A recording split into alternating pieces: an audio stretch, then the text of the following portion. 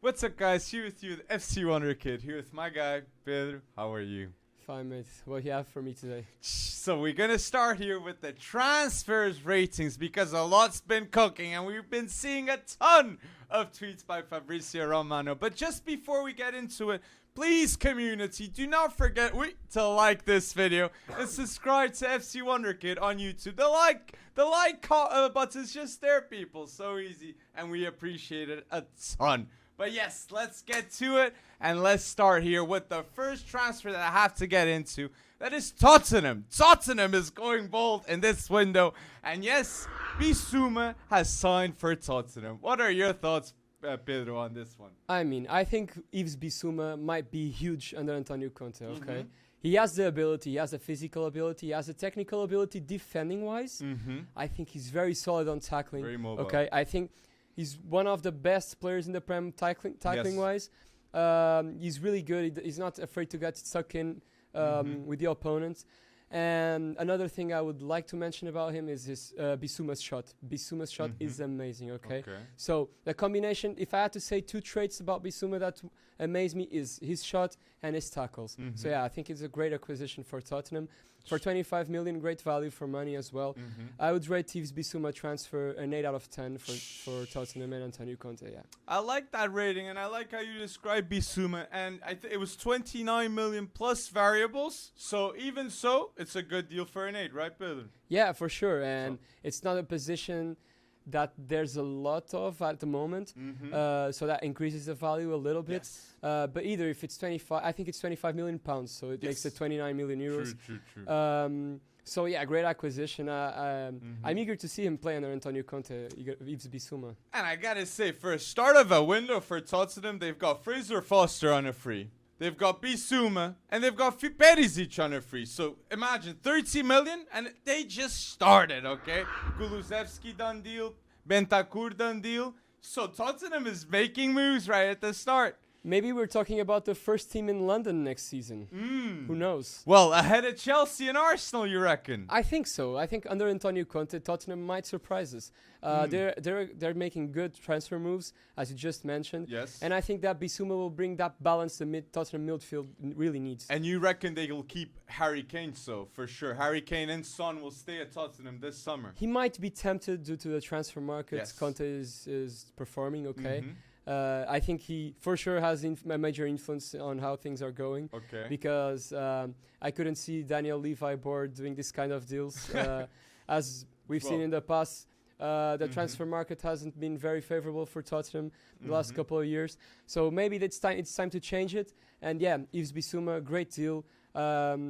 Great tackler, as I mentioned. And yeah, I'm really eager to see him. And I'll be honest with you, the news about Bissouma before all of a sudden Tottenham got into it was Bissouma to Arsenal, and the numbers were 50 million. So getting Champions League football for Tottenham was absolutely crucial, and Bissouma even said it. My dream is to play in the Champions League. So that for me was the determined factor for whoever got Bissouma in this transfer window.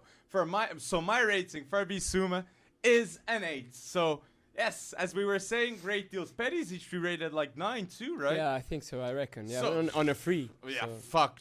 So you said Arsenal, London best team, and yes, I skipped it. Arsenal, and Arsenal went bold, in my opinion, in this transfer window.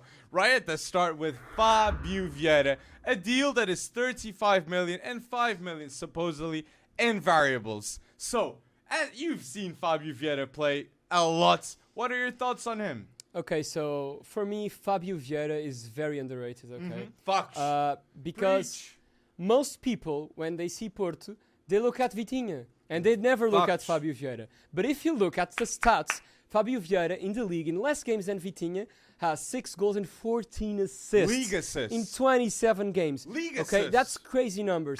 So he's that kind of player that gets the numbers done, okay? He puts in those numbers. And I think that's really important. That's what Arsenal needs. A player that puts in the numbers. And Fabio Vieira is the perfect choice. I completely agree with you. And there's another thing about Fabio Vieira that I love.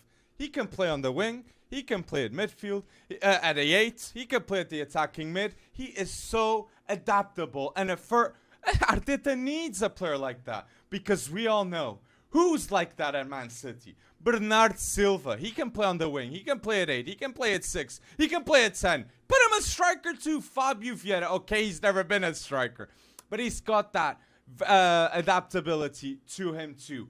And beating the press, you can't press Vitinha and Fabio Vieira too. He makes things look easy. And I'm going to ask you, do you reckon, just like me, I said this on tape, Fabio Vieira at the end of the season, next season at Arsenal, will be the man in creative engine in midfield at Arsenal. Do you agree with me? I'm not sure about that, mate. But we'll see. I mean, he has the potential, definitely. Yes. He has got the determination. He earned that from Sergio Conceição. That mentality, he's an animal, man. He just runs everywhere. And that's why he reminds me a bit of Bernard Silva as well. Because when you look at Bernard Silva, you think he's not that kind of player that runs all the pitch. But in fact, he is. And Fabio Vieira is the same deal. He's a player that's everywhere. He might be up front, doing the final pass, banging in goals, or coming back to defend. So, yeah. I can see him being a main man at Arsenal, but I cannot tell for sure right now. Well, I'm going to say so. I believe Fabio Vieira will be one of the man at Arsenal. And for me, this transfer has a rating of 9 out of 10 because I was absolutely shocked that Arsenal managed to get Fabio Vieira because we're saying he's comparing him to Bernard Silva. He would be an excellent replacement for Bernard Silva that we see the news about Barcelona. So, for me, 9 out of 10. Fabio Vieira. I'll go for Fabio Vieira move to Arsenal. I'll go with a 9 out of 10 as well. That's because, as I mentioned, he's a player that puts in those numbers, and I think it will be key for Arsenal. And I agree with you. He will be one of the main men. I don't know if the main man, but he will be one of the main men in Arsenal's aspirations next week, and I'm eager to see what Arteta makes of him. And let me just say this. If you reckon, I believe if Fabio Vieira stayed another season at Porto, he wouldn't leave for 40. In my opinion, minimal 60 if he's got a good contract. Yeah, and of course, my rating is also 9 for this transfer because it's outrageous that Arsenal is making this move for 35 million. No Champions League. No Champions League. This just means Futebol Clube do Porto must be in a very stressful financial situation, okay? They had to earn 70 million, I think, soon. So because let's be honest, 35 million for Fabio Vieira, it's a hell of a bargain. I was even going to swear, but I can't. It's a hell of a bargain, man. I don't know. A player that in 27 games has 6 goals and 14 assists. First season professional football almost. Completely agree. In the league. Completely agree. Actually, I think it's his second season. As a professional, he played last season, right? He played 2020 was his first start for Porto. And he was like 2 assists and I remember his first goal for Porto was a free kick. I think on the last match of the league, or one of the last matches, I remember. And underneath the wall, nobody was expecting. So it shows his IQ, right? Yep, I said creative engine 2 and just ending at 2. He is a set-piece specialist, Fabio Vieira. And I can assure you people at home, the set pieces at the end of the next season at Arsenal, corners and free kicks, it will be Fabio Vieira's responsibility. Guaranteed. He's got that talent, 22 years old. Shout out to that because I really believe that will happen. And yes, we managed to let it slip. We mentioned Vitinha and the same price tag, 40 million to PSG. And I just want to start by saying, Luis Campos and Mbappe went bold the right way to get a player like Vitinha that is perfect for the system of PSG. Do you agree with me, Pedro? Yeah. Vitinha is the guy who everybody has their eyes on here in Portugal at the moment. And Luis Campos knows that. When we mentioned Luis Campos' move to PSG, we mentioned immediately he's going to bring in some Portuguese talent. And Vitinha is the right guy to do that. Okay? He knows... He has a really good tempo on the ball. I think that's the thing I appreciate the most in Vitinha. He has a really good tempo. He knows how to manage the ball and to make the right pass at the right time. And with the front three PSG have, I think that will be a very important trait, a key trait. And I think PSG was missing that, okay? True. So that final third pass. So I will rate Vitinha's transfer for $40 million, euros, sorry. On a 9 out of 10. A 9 out of 10, like Fabio Vieira. And a lot of points that you said, I agree with. And I have to say, Vitinha, on ball, you cannot take him out the ball easily. Just like Vieira, Vitinha's an even better, I'd say, dribbler. Because pressing him, you'll be in trouble. You know one thing, when I was watching the Portuguese national team, Yes. Vitinha was playing, and I was like, João Felix was injured. Or Yeah, he's not called, yeah. And I was like, what is João Felix doing on the pitch? Because of his ball movement, it reminded me so much of João Felix. And then I looked closely. Oh, sorry, that guy's Vitinha. It's what you're saying. It's excellent ball control and technique. And that's the thing. I'm just going to say this. Verratti and Vitinha in that midfield at PSG will never lose the ball. Will never lose the ball. Especially in Liga. We'll leave that to Daniel Pereira. So, for a style of play like Barca, that Vitinha would just prevail. He'd look just incredible. Because I'm saying he won't lose the ball easily. And if you're a team that tends to dominate games, you want a player that doesn't commit mistakes on the ball and makes the right decisions. And Vitinha is just like Verratti with that. He makes the right calls too. And we're starting to have that Portuguese connection at PSG. Besides Luis Campos, we already have Nuno Mendes, Danilo, and Vitinha. Yes, the Portuguese link up. That also has an important impact. It's true. And even in PSG fans, we all know that France has a lot of Portuguese immigrants. True. That can have a huge impact in PSG affiliates. And have you been seeing the news about Renato Sanches too? So there is a possibility for the PSG midfield. Luis Campos clearly has something to do with that. Vitinha, Vitinha, Renato Sanches, and Verratti. Or Danilo. No, I was thinking you were mentioning the Portuguese trio. Oh, okay, that works. Yeah, that works as a Portuguese trio. But this is what I'm saying. That core, I love it. But Renato Sanches too would be incredible. But you said I gotta give a rating, just like Fabio, 9 out of 10 too. Okay, I'd we give agree it a on 9 that. out of 10 too. And I just didn't want to forget this one. I have your notes. If Gabriel Jesus goes to Arsenal, do you think that's a good deal for Arsenal at the striker? It depends on the fee they're going to pay. 60 million, that's the reported fee for Gabriel Jesus. Gabriel Jesus, when called upon, he always delivers, okay? We've seen this pressure this time. Season. He wasn't being called to matches. When he was called up, he scored some important goals, okay? And he hadn't played like since January or something. That month of April was absolutely amazing for Gabriel Jesus. He just began to start again, and he was banging goals every game. So we know that he's the type of player that can deal with pressure. And I would like to see him with a more important role. And I think at Arsenal, he would have definitely a more important role, right? Gabriel Jesus. So, and how much would you rate the Gabriel Jesus to Arsenal? For 60 million. For 60 million. I mean, the price tag's a little expensive, okay? It is. But as I think that that Gabriel Jesus is a big-time player that can deliver at important moments, I would say an 8 out of 10, okay? I just won't say 9 because of the price tag. But I think that he might justify the 60 million. Do you think Gabriel Jesus at Arsenal in his first season would get more than 15 Premier League goals? For sure. I have no doubts. Because he has that link up with Arteta. In April, he scored like 5 or 6 solely. Fucked. So why can't he do that for 7 or 8 months? He'd have to go bold, man. But I think and important goals. True. Against Liverpool. He definitely went bold in the end stretch of the season, and they needed that. Was it against Liverpool? I'm not sure, but I know he scored like some important goals, even in the Champions League. The Champions League, he had an enormous moment. And it is true, like against Real Madrid, he was clutch. So Gabriel Jesus, for that importance at Man City, he definitely had it.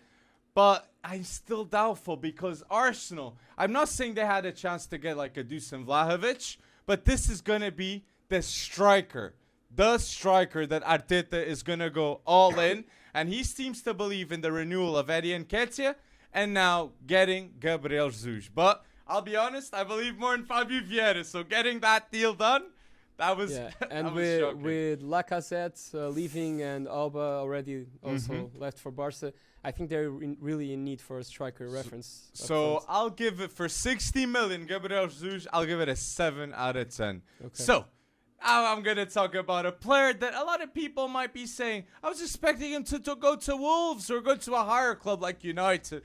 Palhinha. João Palhinha. We often talked about João Palhinha. I put him in my Euros dream lineup. João Palhinha, at the time, he should have started for Portugal in those Euros, in my opinion. But the news says João Palhinha to Fulham for 20 million, right, Pedro? I think so. We still don't know if there's some other players involved in the deal. Okay. For that amount, I would say that probably other players are involved in the deal. Do you reckon? I reckon, yeah. But the thing is, for that amount, I'm really surprised that Palhinha is leaving for such a low amount. But for sure, that has to do with some agent pressures. Last year, Palhinha was supposed to leave Sporting, okay? And for sure, they promised him, okay, if you stay one more year, we assure you, we'll transfer you the next year. And I think that's what's happening. Palhinha dropped a little this year in relation to the previous one, where Sporting were champions, okay? It also has to do with Ugarte's appearance, okay? But I reckon that if this transfer happened last year, by this time last year, Palhinha wouldn't leave for 20 million for sure. Okay? You would have left for 30, 40 at minimum. Yeah. I But he's a player at his prime. I understand that Palhinha wants to leave to try and play in a more important league, to play a more important role. I also think he wants to prove himself to be a star in the Euros, okay? And that's the main fact that makes him want to leave, in my opinion. And Fulham, do you think it's the right destination? I would prefer Wolves for him, okay? Considering that Ruben Neves will go. So I would prefer Wolves. But you like Fulham for Palhinha? I mean, Fulham has a Portuguese coach as well, Marco Silva, that knows Portuguese league very well. And that is he's been at Sporting when Palhinha was at the youth squad. So he knows Palhinha as well, and he can bring the best out of Palhinha, I think. So it will be interesting. And Fulham has been on an amazing form. They dominated the championship. The championship. Fabio Carvalho, shout out to him. Yes, but now he's leaving. Yeah. So yeah, I would rate this transfer for Wolves. Palhinha for Wolves for me, it's a 9 out of 10 considering the Palhinha. To Fulham. Never mind. Palhinha to Fulham for me, I would rate it a 9 out of 10 due to the value for money. Okay. Getting a player like Palhinha, there's not a lot of number 6s like Palhinha. Okay.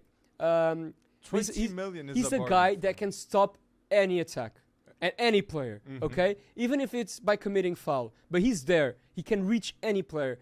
He has the pace. The strength, okay? Many people don't think Palhinha is spacey, but he has those long legs. Palhinha has got those long legs, so he can reach any player, okay? Yes. And he seems to be everywhere on the pitch. So yeah, 20 million, great acquisition, great deal for Fulham if it happens. And great snatch by Fulham taking that player from Wolves, because Wolves was clearly interested on him. And I'll give it, just like you, I agree with you, 9 out of 10, because yes, this is a Portuguese national team player, and Fulham was in the championship next season. So that just shows the pulling power of the Premier League. And João Palhinha, 9 out of 10, in my opinion, too. So, mentioning Wolves, if they're not getting Palhinha, they're getting someone else. And we all see the news about Matheus Nunes to Wolves. So, how good is Matheus Nunes, Pedro? Pep Guardiola told himself to the press that Matheus Nunes was one of the best midfields in the world at the moment. Okay, he said that. And if Pep Guardiola says that, your price tag just rises immediately. Okay, but if Pep says that about Matheus Nunes, it's because he has something there special that maybe other people don't see it, okay? Box to box elite, Matheus Nunes. Of course, so maybe people that we're not considering. And regarding Matheus Nunes, after Pep Guardiola said this, they're like, okay, wait a minute. If Guardiola says this kid might be special. Well, Primeira Liga has talent. And the truth is, Matheus Nunes always delivers on big matches. Always. Against Benfica, some moments. And Premier League teams, come on, Premier League teams, only watch those moments, those big moments, because it's when it matters for Portuguese league teams. It doesn't matter for a top 6 Premier League team if a player performs against Santa Clara, but it matters if a player performs against Porto or Benfica, or even in the Champions League against Man City or Dortmund. And he was key for Sporting to beat Dortmund this year. Key. And last year, he was one of the most important pieces in the first championship in the last 20 years for Sporting, okay? He scored the winner against Braga, against Benfica, in really clutch moments, okay? Last minute moments. So Matheus Nunes is a baller, guys. Don't get me wrong. I think he still has a lot to prove, and I think he will prove himself in the Premier League. Matheus Nunes could go to City for you, right? For sure. He will have a place. He's got Man the City's quality squad. already. Yeah, so that's why Wolves are willing to pay 50 million to anticipate. Wolves wants to anticipate Man City. That's why they're bringing up the big money to anticipate Man City. Otherwise, if they wait until January after the World Cup, Matheus Nunes won't be available for Wolves anymore. Come on, guys, he will leave for City. Yeah, and maybe for even a greater amount. Who knows? So you said Primeira Liga. I just wanted to ask you this. So people at home might say, "Oh, Vitinha goes to PSG. He's rating here so highly, Matheus Nunes." You think Matheus Nunes is a better player than Vitinha? It's different. Different types of quality, but I think for Premier League, Matheus Nunes is definitely better than Vitinha because of his physical ability. Fair enough. Okay, Fair and enough. and transition-wise, I think Matheus Nunes is one of the strongest players in the world. Fair enough. But let me just say 50 this. million? Yes, Let me just say this. Matheus Nunes has a very big influence in his life by his stepfather, okay? His stepfather is really important to him. He's like his personal advisor. Yes. When Matheus Nunes came to Portugal, he was 13. And his stepfather raised him and taught him morals and humility and doing the right move at the right time. So I know for a fact that Matheus Nunes' stepfather advised him to set Sporting one more season. Okay. And that's why Fabrizio Romano, the man himself, told the press that Matheus Nunes is reluctant to leave to Wolves. So because that's why he doesn't want to leave. I'm this almost season. positive. Okay. Matheus Nunes wants to wait until after the World Cup because he knows that he might leave for a much bigger club than Wolves. Let's be honest. City's watching. City is what if Guardiola. So yeah, I wouldn't be surprised. It's a great deal for Sporting, 50 million, and I know that for a fact that they will accept the deal for sure. That. But the fact is, will Matheus Nunes accept the deal because he knows that in a matter of months, if he waits 6 months after the World Cup, he might have City and Pep Guardiola knocking on his door. Fuck. So, how much should you rate for 50 million? For 50 million. For Wolves, I would rate 9 out of 10 because he's a player that Matheus Nunes is a player that easily could play for a team like Man United, Man City, so Chelsea. Wolves is signing up a player that is one of the best midfielders in the Premier League when he Pep arrives. Guardiola said it himself. What's the doubt there? When the best coach in the world says that a certain player is the best one of the best midfielders around, where's the doubt? Fuck. And I'm gonna lead up with this one. So Pogba. We're talking here of a Premier League a midfielder going to the Prem. Let's talk about one that's gonna leave the Prem. And in my opinion, in form, one of the best midfielders in the world. I think that's no debate with that. Pogba, as it seems, to Juventus. So what are your thoughts on this one? Yeah, let's see if Pogba can do a Pog boom again. we all know him as the Pog boom. At least we used to know him back at Juventus. He goes bold with the names, Pogba. Man, he just scored banger after banger for Juve. And seeing him at the 2018 World Cup, what a player he was. Leader too. Arguably one of the best in the world. And I'm not talking about position-wise. I'm talking all arounder. Pogba was a baller. Fuck. Pogba was key for France World Cup. I love that. Okay, Fuck. And yeah, the Euros slipped on 2016. Thankfully for us Portuguese guys.